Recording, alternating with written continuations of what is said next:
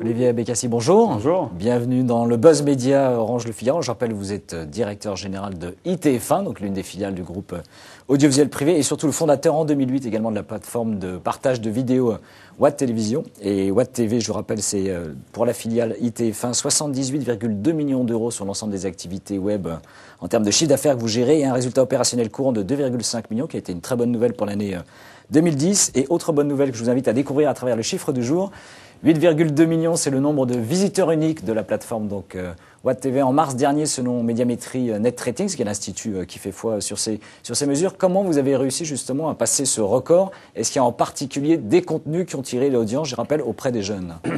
Alors oui, c'est effectivement une construction progressive puisqu'on a maintenant 5 ans et on a démarré tout petit et cette construction s'est faite sur 2 axes. D'abord, on s'est nourri de l'Internet. Ça veut dire qu'on a aujourd'hui un trafic qui vient essentiellement de Google et de Facebook. On est aujourd'hui à faire un travail très spécifique sur l'intégration sur les réseaux sociaux parce qu'on pense que ça correspond vraiment à la consommation de la cible. Donc premier axe, c'est qu'on a développé de l'audience comme l'ont fait un certain nombre d'acteurs qui n'avaient pas de marque, c'est-à-dire en utilisant Facebook et Google de façon très technique et très marketing. Et puis deuxième axe, c'est qu'on a effectivement étendu notre catalogue en contenu.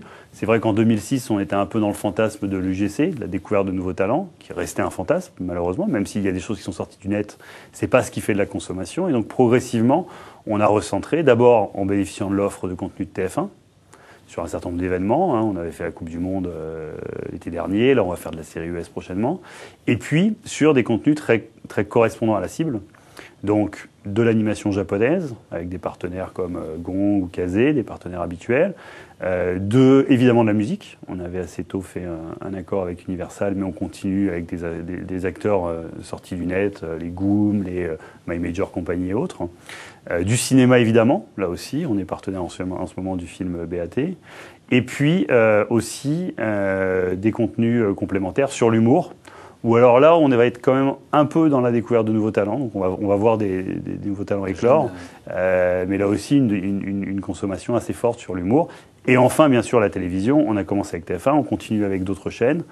On vient de faire un accord avec le groupe Turner sur ces chaînes, Adult Swim ou Boomerang ou Cartoon Network. Et on va continuer avec d'autres chaînes. Clairement, Watt est fait pour accueillir des contenus premium, donc des contenus télévisuels. On a déjà fait des choses avec d'autres chaînes, y compris des concurrents assez directs sur de la promotion de contenu. On espère aller plus loin avec elles dans le futur. C'est combien de vidéos aujourd'hui par an, globalement, Watt? C'est des centaines de milliers de vidéos qui arrivent. Après, on a... D'ailleurs, contrairement à ce qui avait été dit au début et probablement de ce que font nos concurrents, c'est que nous, on s'est concentré sur les vidéos qui font de l'audience. C'est-à-dire qu'on n'a pas une promesse exhaustive d'avoir tout ce que vous pouvez trouver sur le web, tout simplement parce que d'emblée, on a été assez prudent sur les questions juridiques. On est un grand groupe, on a une éthique, donc on a respecté les droits. Donc on n'est pas à la course au nombre de contenus, on est à la course au nombre de contenus qui font l'audience.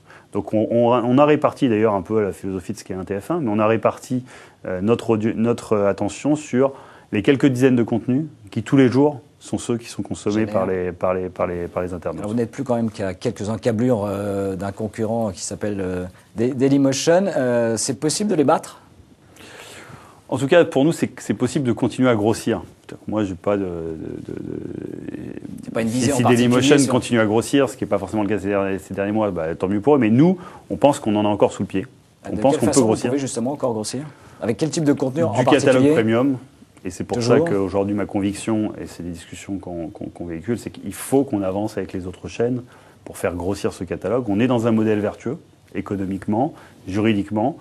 On a démontré qu'on était capable de faire. On a progressivement développé une marque. Il y a encore, en termes de notoriété, des choses à faire, mais cette marque, c'est une marque qui est une marque différente de la marque TF1, complémentaire, sur une cible différente.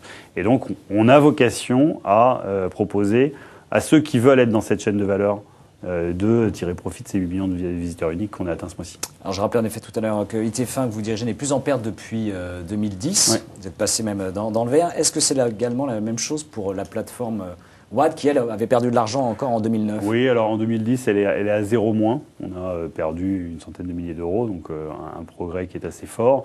Et en 2011, on devrait voir effectivement le même résultat. Je pense aussi qu'en 2011, ITF1 va continuer à améliorer son résultat, en tout cas les objectifs que que j'ai fixés aux équipes et qui nous sont fixés par la direction générale et qui devraient être atteints parce qu'on est rentré dans une offre plus packagée et qui permet effectivement d'avoir un levier sur des contenus très premium qui aujourd'hui ont une résonance publicitaire et une résonance auprès de nos partenaires FAI. Vous êtes porté quand même par le boom de la publicité, de la vidéo. Oui, mais pas seulement. On est aussi porté par une offre qui est maintenant comprise et qui fait que les fournisseurs d'accès Internet ont référencé l'offre TF1 non linéaire. On vient de sortir Free, on avait sorti Orange et Bouygues Télécom et on en aura d'autres à venir. Et donc on a développé un écosystème qui, autour du fameux 360, mais qui est devenu une réalité économique, permet, un, d'amortir des droits sur plusieurs plateformes, et deux, effectivement, de faire une monétisation plus transverse.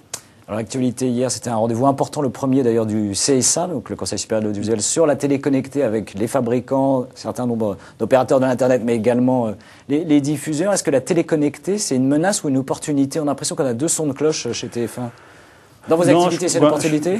Moi, mais même, je pense qu'à TF1, on ne considère plus un développement comme une menace parce que de toute façon, ce développement est inéluctable. La question, c'est à quelle vitesse il va se faire et dans quelles conditions il va se faire. Et donc, notre attention, c'est simplement d'œuvrer aujourd'hui pour que les conditions de développement de marché soient équitables entre les acteurs. Entre vous et les opérateurs voilà. d'Internet pour être... Voilà, tout simplement parce qu'aujourd'hui, on subventionne toute une partie de la production. Hein, c'est des centaines de millions d'euros que met le groupe TF1 en production.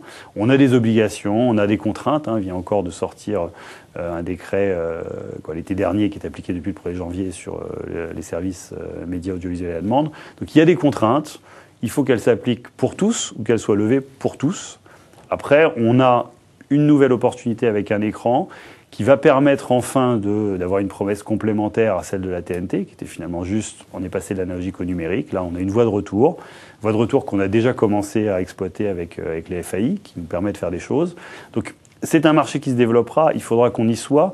Simplement, effectivement, comme tout marché nouveau, il va falloir être vigilant sur les modes de concurrence parce que fondamentalement, on sort d'un modèle très local qui est la télévision, très nationale, où il y avait des règles très claires, dans un modèle de compétition qui est un modèle de compétition internationale. Donc il va falloir mixer les deux. Eh bien, Olivier Pessis, merci d'être venu dans le Buzz Média Orange Le Figaro et nous nous retrouvons dès lundi avec un nouvel invité. Merci encore et surtout très bon week-end. Merci.